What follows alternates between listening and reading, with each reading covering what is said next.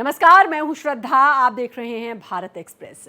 वित्त मंत्री निर्मला सीतारमण 1 फरवरी 2025 को केंद्रीय बजट पेश करेंगी। ये दिन देश भर के करदाताओं के लिए बेहद अहम होता है। खास तौर पर लोग आयकर से जुड़ी घोषणाओं का बेसब्री से इंतजार करते हैं ताकि ये पता चल सके कि आम आदमी को कोई राहत मिलेगी या नहीं। इस साल बजट को लेकर चर्चा है कि क्या टैक्स स्लैब में बदलाव होगा या कोई नई राहत की घोषणा होगी। केंद्रीय प्रत्यक्ष कर बोर्ड यानी सीबीडीटी ने टैक्स कानूनों की समीक्षा और सरल बनाने के लिए व्यापक तैयारी की है। इससे उम्मीदें बढ़ गई हैं कि बजट में ऐसे सुधार हो सकते हैं जो प्रक्रियाओं को आसान बनाने और टैक्स पेयर्स का भरोसा बढ़ाने में मदद करेंगे। इकोनॉमी को बूस्ट, बजट 2025 में सुपर डोज।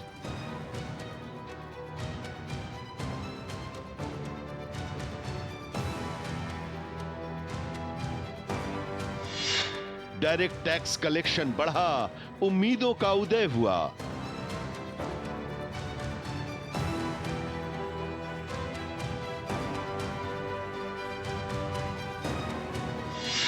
पीएम मोदी की अगुवाई, सीतारमण ने आस बढ़ाई।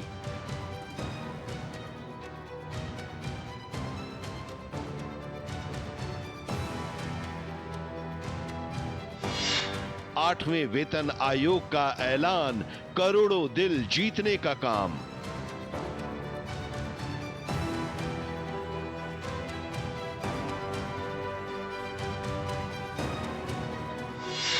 हरियाणा महाराष्ट्र में जीत, मोदी विकास पर अडिग।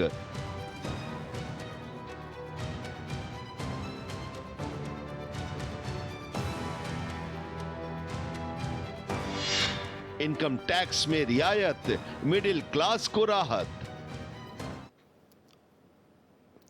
वित्त वर्ष 2026 का बजट 1 फरवरी को पेश किया जाएगा। महाराष्ट्र और हरियाणा में चुनावी जीत से उत्साहित नरेंद्र मोदी सरकार बजट पे एक मजबूत संदेश देना चाहते हैं। ये संदेश है सुधारों इज ऑफ डूइंग बिजनेस और आम लोगों का जीवन स्तर ऊंचा उठाने के लिए लगातार काम करना। इसके साथ मोदी सरकार बजट में टैक्स में राहत की घोषणा कर सकती है। डिमांड को सपोर्ट देने और ग्रोथ को बढ़ावा देने के लिए बजट में कई उपायों की घोषणा की जा सकती है। इसकी वजह यह है कि सरकार धीमी पड़ती इकोनॉमी को सपोर्ट करना चाहती है। बजट में जिन उपायों पर विचार किया जा रहा है उनमें मध्यम वर्ग के लिए कर राहत, प्रतिकूल बाहरी वातावरण से उद्योग को बचाने के लिए टैरिफ उपाय और रोजगार सृजन तथा निजी निवेश को बढ़ावा देने की पहल शामिल है। केंद्रीय वित्त मंत्री निर्मला सीतारमण 1 फरवरी को वित्तीय वर्ष 2025-26 के लिए केंद्रीय बजट पेश करेंगी। ये वित्त मंत्री निर्मला सीतारमण का 8वां बजट होगा। प्रधानमंत्री नरेंद्र मोदी के तीसरे कार्यकाल में ये दूसरा बजट भी होगा। जून 2024 में सहयोगियों के साथ सरकार बनाने के बाद पीएम मोदी के तीसरे कार्यकाल का पहला फुल बजट पिछले साल जुलाई में पेश किया गया था। हमेशा की तरह इस बार भी सभी क्षेत्रों को बजट से काफी उम्मीदें हैं। टैक्स पेयर्स और आम लोग बजट का बेसब्री से इंतजार कर रहे हैं।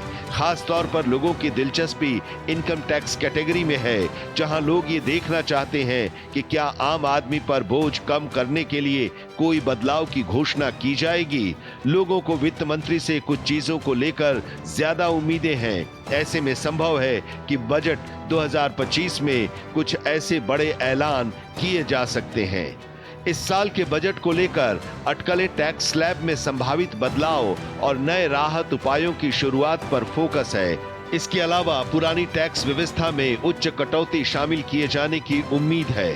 जानकारों का दावा है कि सरकार वित्तीय वर्ष 2020-21 में शुरू की गई नई आयकर व्यवस्था में बदलाव पर विचार कर रही है। नई टैक्स व्यवस्था के तहत 70% तक टैक्स पेयर्स शामिल हैं। टैक्स दरें मौजूदा समय में नई व्यवस्था के तहत 3 लाख रुपए तक की आय टैक्स फ्री है, जबकि 3 लाख से 6 लाख रुपए के बीच की आय पर 5%, 6 लाख से 9 लाख रुपए पर 10%, 9 लाख से 12 लाख रुपए पर 15%, 12 लाख से 15 लाख रुपए पर 20% और 15 लाख रुपए से अधिक पर 30% टैक्स लगता है। 75,000 रुपए की स्टैंडर्ड डिडक्शन ये तय करती है कि 7,75,000 रुपए तक की इनकम टैक्स फ्री है। वहीं 7 लाख तक सालाना इनकम होने पर कोई टैक्स देने की जरूरत नहीं होगी। सूत्रों के मुताबिक मूल छूट सीमा 3 लाख रुपए से बढ़कर 4 लाख रुपए हो सकती है। साथ ही अन्य स्लैब में भी समायोजन किया जा सकता है। उदाहरण के लिए 5% स्लैब में 4 लाख रुपए से 7 लाख रुपए तक की इनकम शामिल हो सकती है, जिससे 14 लाख रुपए तक की इनकम वालों के लिए ये टैक्स व्यवस्था अधिक फायदेमंद हो जाएगी। सरकार का फोकस 13 से 14 लाख रुपए सालाना कमाने वाले व्यक्तियों पर बोझ को कम करने पर है, खासकर शहरी क्षेत्रों में जहां महंगाई ने खरीदारी को कम किया है। इस बदलाव का मुख्य उद्देश्य शहरी टैक्स पेयर्स को राहत देना है। ये टैक्स पेयर्स बढ़ती महंगाई का सामना करते हैं और देश की इकोनॉमी में बड़ा योगदान देते हैं। विशेषज्ञों का मानना है कि टैक्स स्लैब में 1 लाख रुपए की सीमा बढ़ाकर संशोधन करने से टैक्स पर बोझ काफी हद तक कम हो सकता है, जिससे अधिक खर्च को बढ़ावा मिलेगा। अप्रैल-नवंबर वित्तीय वर्ष 2025 के दौरान व्यक्तिगत टैक्स कलेक्शन 25% बढ़कर 7,41,000 करोड़ रुपए हो गया है, जिससे सरकार इन सुधारों को लागू करने के लिए मजबूत स्थिति में है। कॉर्पोरेट टैक्स के विपरीत व्यक्तिगत टैक्स लगातार लक्ष्य से ज्यादा रहा है, जिससे सरकार का खजाना भरा है। इसलिए टैक्स कलेक्शन भी टैक्स छूट के लिए संकेत दे रहा है। विशेषज्ञों का सुझाव है कि सरकार को धारा 80 TTA यानी बचत खाते के ब्याज के तहत कटौती की सीमा को 10,000 रुपए से बढ़ाकर 20,000 रुपए करने पर विचार करना चाहिए। इसी तरह विशेषज्ञ धारा 80 TTB के तहत सीनियर सिटीजन के लिए कटौती की सीमा को बढ़ाने की सिफारिश करते हैं, जो वर्तमान में 50,000 रुपए यानी फिक्स डिपॉजिट ब्याज के लिए है, जिसे बढ़ाकर 1 लाख रुपए किया जाना चाहिए। आयकर अधिनियम 1961 की धारा 80 TTA व्यक्तियों और हिंदू अविभाजित परिवारों को बैंकों, सहकारी बैंकों या डाकघरों में रखे गए सेविंग अकाउंट्स से मिले ब्याज इनकम पर 10,000 रुपए तक की कटौती प्रदान करती है। ये कटौती 60 वर्ष से कम आयु के व्यक्तियों और HUF पर लागू होती है। हालांकि ये फिक्स्ड डिपॉजिट या रेकरिंग डिपॉजिट से मिले ब्याज पर लागू नहीं होती है।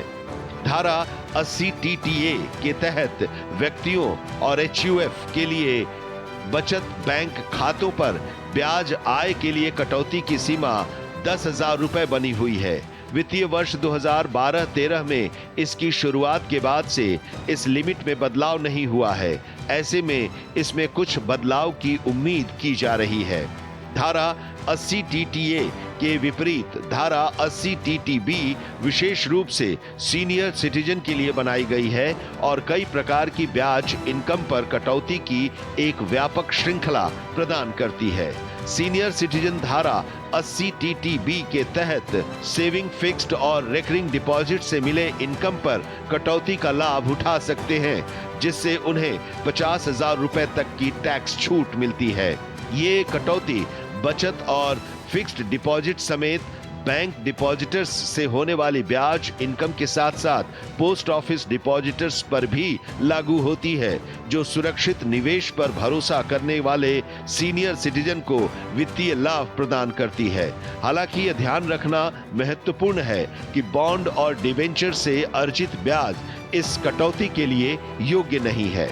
भारत में बढ़ते स्वास्थ्य सेवा खर्च को ध्यान में रखते हुए धारा 80 TTB के तहत सीनियर सिटीजन के लिए 50,000 रुपए की वर्तमान सीमा को बढ़ाकर कम से कम 1 लाख रुपए किया जाना चाहिए।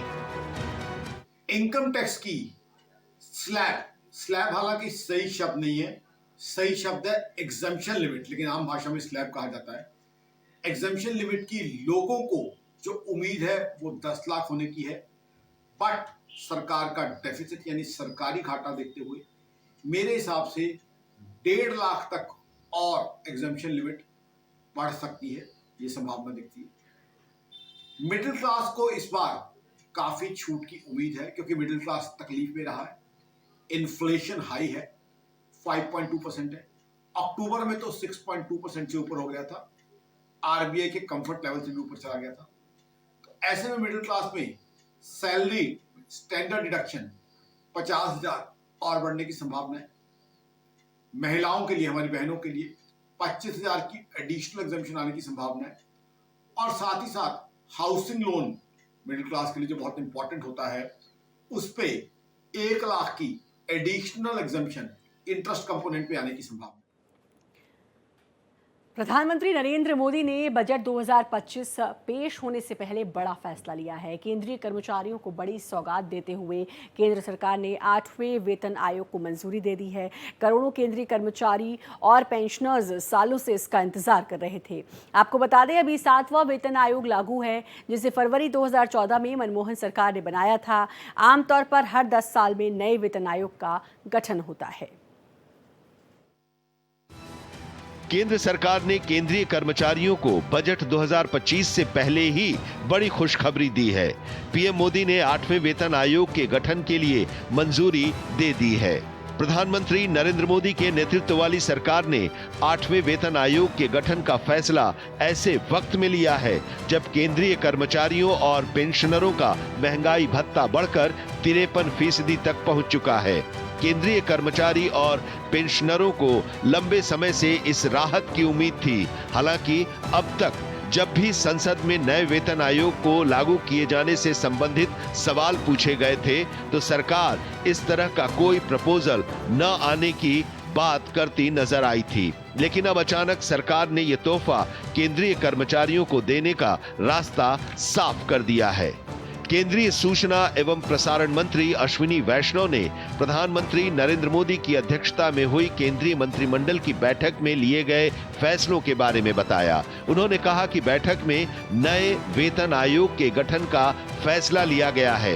इस आयोग को अगले साल यानी 2026 तक अपनी रिपोर्ट सौंपनी होगी।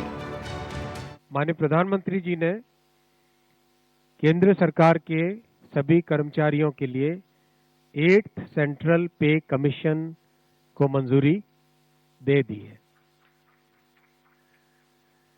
8th सेंट्रल पे कमीशन आप सब जानते हैं 1947 से अब तक 7 पे कमीशन हुए हैं और प्रधानमंत्री जी ने एक रेगुलर रिदम के साथ पे कमीशन बनाने का जो एक संकल्प लिया है, उसके हिसाब से 2016 में लास्ट पे कमीशन 7th पे कमीशन स्टार्ट हुआ था, तो 2026 में इसका टर्म कंप्लीट होता है।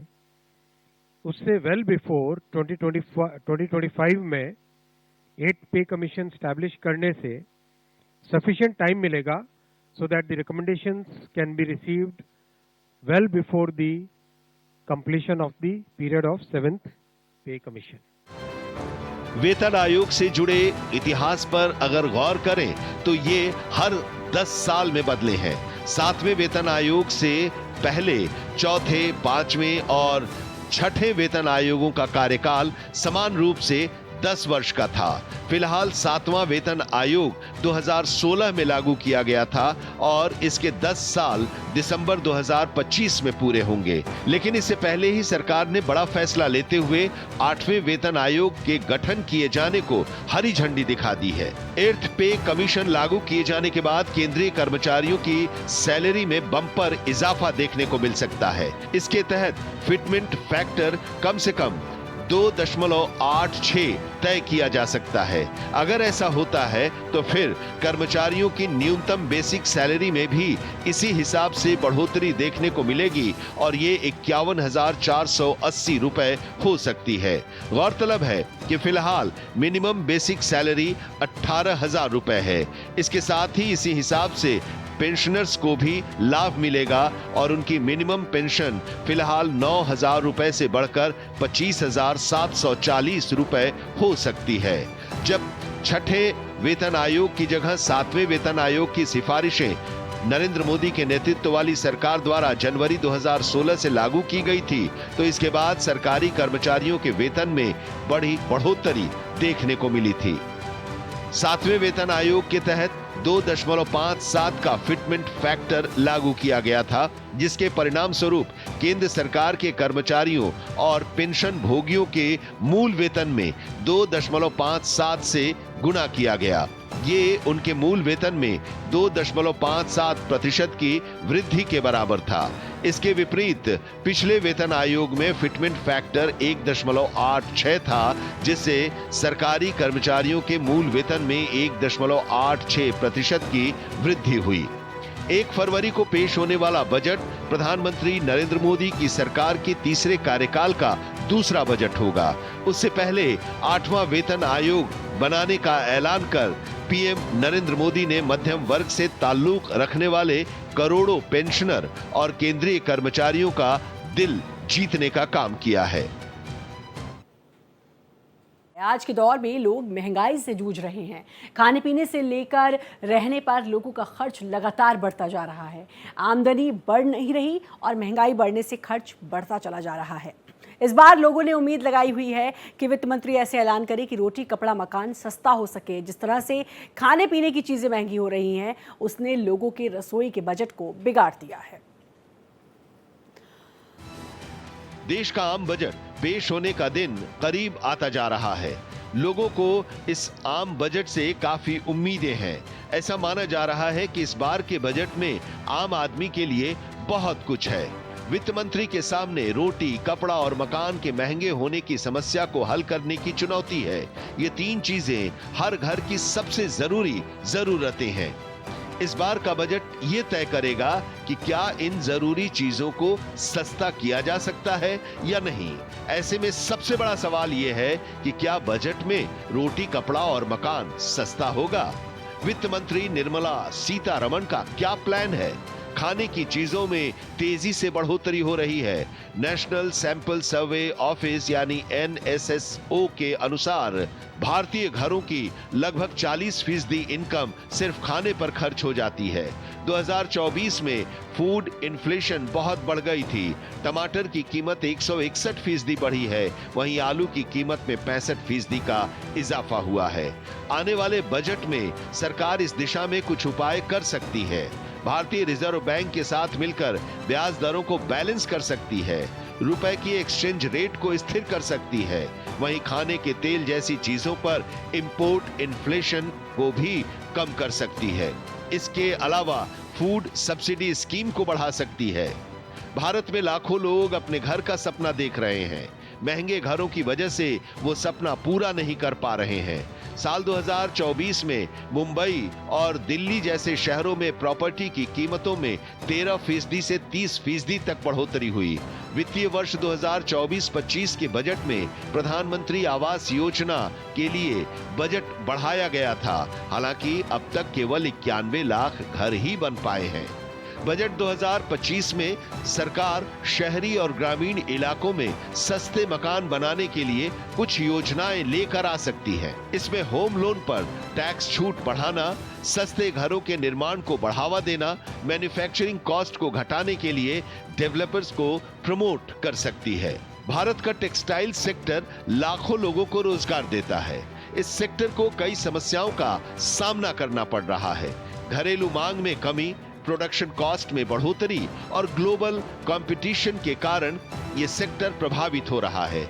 आने वाले बजट में टेक्सटाइल सेक्टर को बढ़ावा देने के लिए कुछ फैसले हो सकते हैं। इसमें बुनियादी कपड़ों पर GST घटाना, डोमेस्टिक प्रोडक्शन को बढ़ावा देना और मॉडर्न टेक्नोलॉजी का इस्तेमाल करने के लिए प्रमोट करना शामिल है।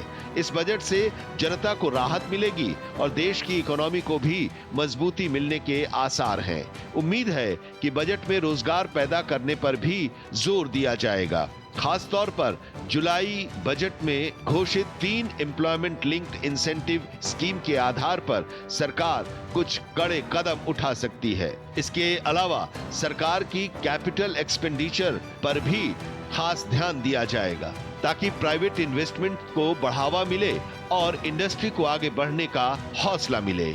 चीन से सस्ते इंपोर्ट के खतरे को देखते हुए सरकार टैरिफ में बदलाव पर विचार कर रही है, जिससे देश की इंडस्ट्री को विदेशी प्रभाव से बचाया जा सके। इसके साथ ही फॉरेन इन्वेस्टमेंट को रिझाने के लिए कई तरीकों पर भी चर्चा चल रही है, जिन्हें बजट में शामिल किया जा सकता है।